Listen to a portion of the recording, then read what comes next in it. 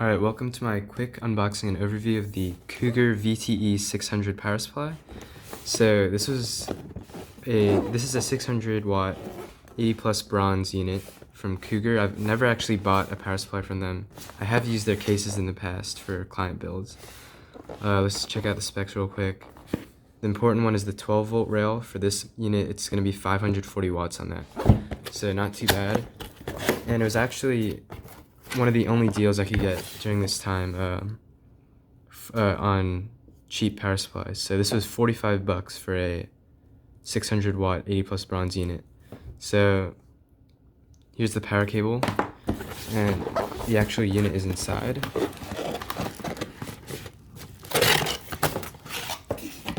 So first we have the manual. It just has the same stuff basically that's on the back. Now for the actual unit. Okay, this is nice. They give you some zip ties and the screws, which will probably come with your case anyways. But so here's the actual power supply. Cougar logo on top. The fan, I'm not sure if this stops spinning under a certain load, but on the back, power switch, input. So for the cables, you're getting a couple Molex connections, SATA. So this is ketchup mustard cables, but at this price you can't really complain. 24 pin and 2 PCIe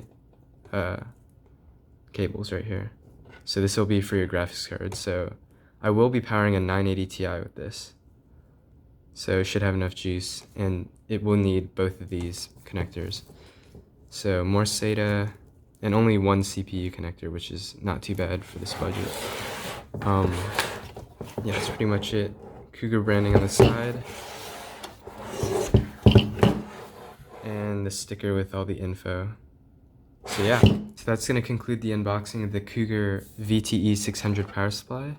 So feel free to like, comment, and subscribe, and I'll catch you in the next video. Goodbye.